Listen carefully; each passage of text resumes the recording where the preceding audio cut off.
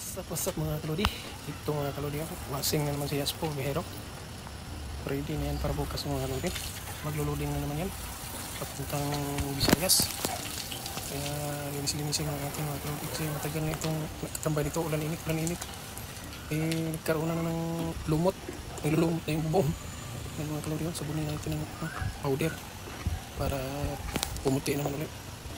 Hindi naman pangit yan pang biyahe na. Yan mga kalodi, kuskusin natin mga kalodi si Aspo kasi medyo green na yung babaw, yung ano niya, windbreaker. Yan mga kalodi yun. Kailangan sabunin ng tag powder para mag-loading na bukas, magpipick up ng mga pangarga mga kalodi. Yung mga kalodi yun, ito puti-puti na yung itsura ni Aspo.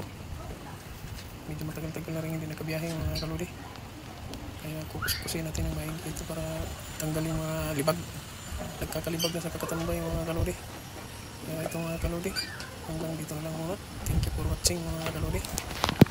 Boom!